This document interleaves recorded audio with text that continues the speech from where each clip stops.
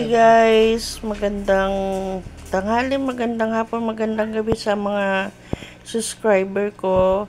So magluluto po tayo ngayon ng Bicol Express. Ito po ang ating ingredients: bawang, sibuyas, luya, siling pagsigang, siling labuyo. Tapos meron po tayong baboy. Ito, nilagyan ko lang to. Alternative lang to, guys. Optional pala. Meron ako kasing talong dyan at saka yung kangkong ginalit. Galit ko lang na maliit. Tapos, ito po ay sigarilyas. Ito po ay gata. At ito po yung ating atay ng baboy. Guys, lalagyan ko rin to ng margarine. Optional din yan. Pwedeng mantika. At syempre, ating paminta at asin. So, guys, tara na tayo magluto na ng Bicol Express Ler Geronimo version. Nice. So, guys, magpainit po tayo ng kawali. Syempre, lalagyan natin ng mantikilya. Mantikilya, guys, ang gusto ko para masarap-sarap.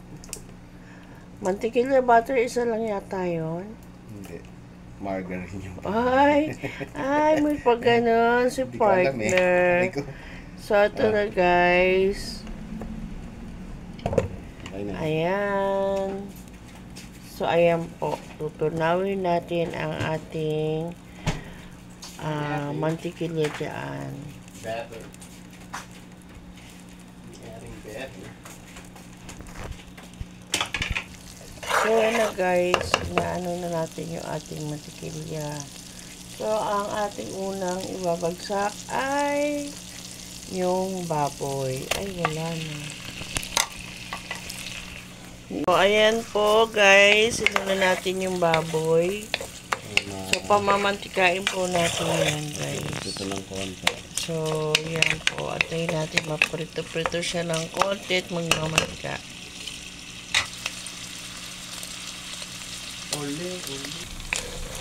Ayan guys, konti na lang po. Magba-brown na siya. So, antay-antay lang tayo ulit. Ayan, golden brown na siya. Marami na mantika guys ang lumabas. So, atin na isang tabi.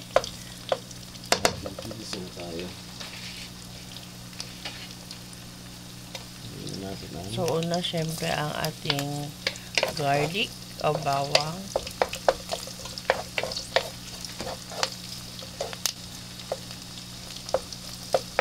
Syempre, pa-brownin natin yan. Mabango-bango, guys. Napaso si partner. Natalsikan ng mantika. Ang bango.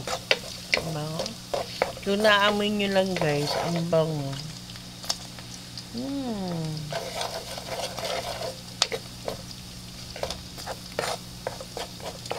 So, ano pa po?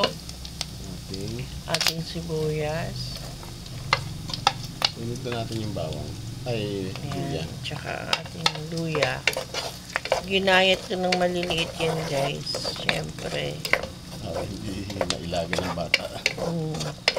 So, lutuin natin maigi yung ating luya at sibuyas. So guys, ayan po, lagay na natin yung ating atay ng baboy. Hingin natin ng konti.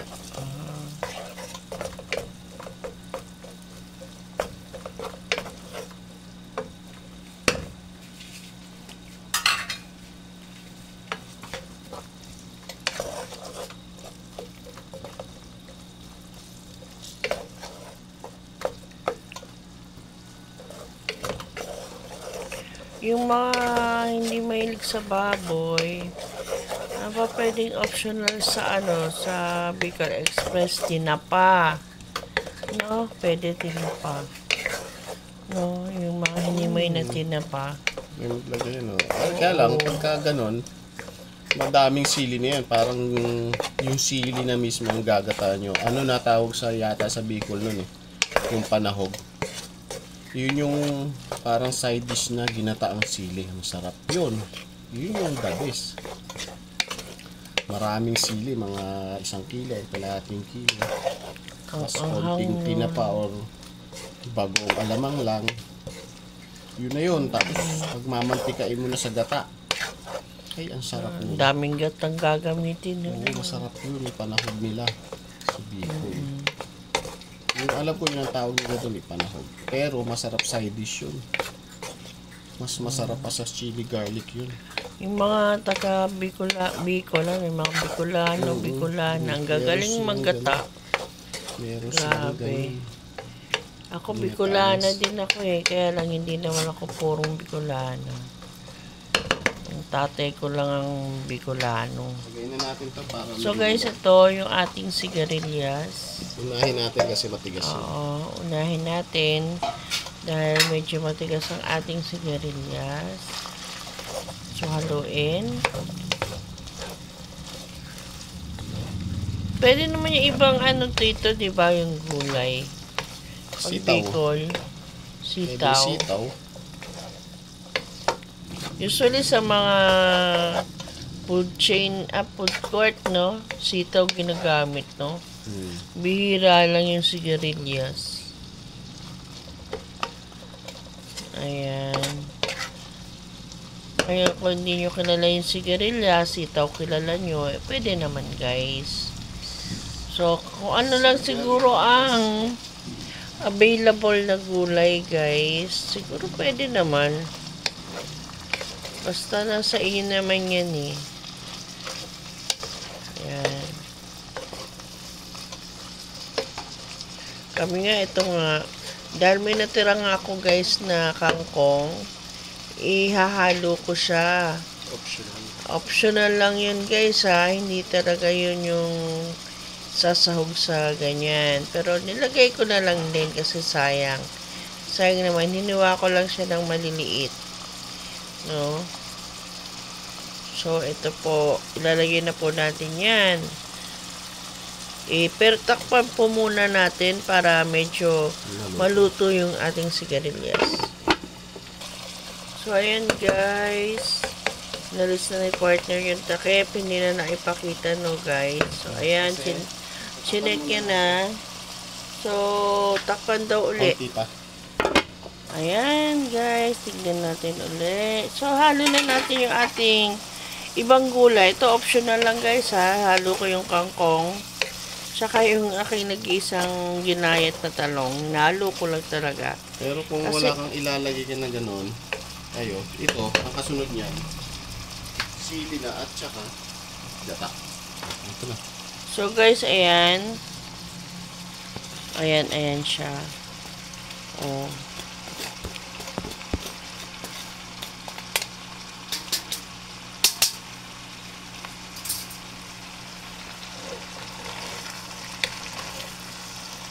So ayan guys. Parang paparami lang din, no? Mura pa. So, ayan guys, no? May kasama na siyang kangkong. Yung ating sigarilyas. Ayan. So, sama na rin po daw natin ang ating siling pangsigang. At nilagyan ko ng 2 pirasong labuyo. Para medyo maanghang-anghang naman po. Sa inyo rin yan guys. Optional nyo rin din yung pagiging maanghang niya. Kung lalagyan nyo ba siya ng sili o hindi. Nasa inyo yan.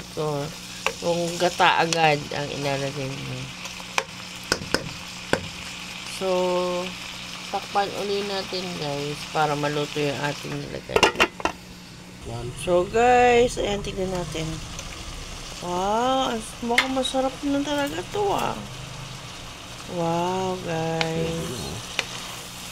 Diba? Parang ang sarap-sarap na. Wala, amoy nyo lang yung guys. Talaga ang bango.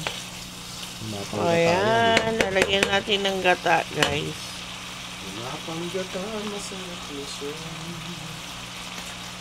So, ayan, lagyan natin yung gata natin. Wow. Tapos haluin. Wow. Natitimplahan na agad yan? Hindi. Pakuluin pa natin yan. Pero to, halo. Kasi, kaya siya nilahalo kasi yung gata, pag pinabayaan mo lang, makukulta, mamumuo. So, yun nga guys. Halo-haluin daw natin guys kasi para hindi makulta yung gata. So, ayan. Halo-halo yung partner hanggang sa kumulo. Yes.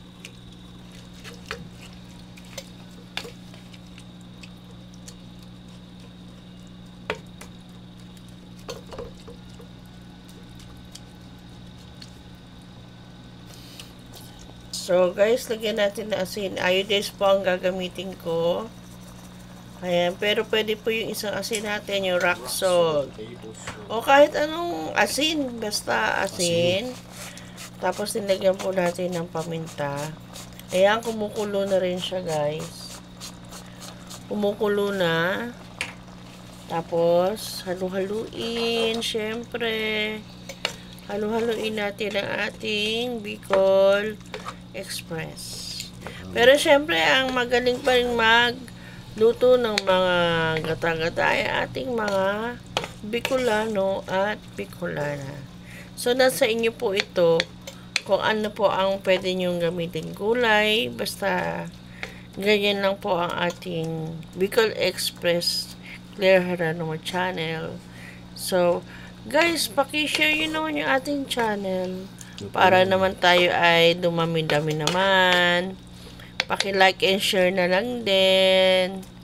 Ganun po. So, guys, hanggang dito na lang po ang ating Bicol Express ala Claire Geronimo channel. Maraming salamat po sa pag-watch nyo. Please like and share, subscribe. Bye. See you next vlog.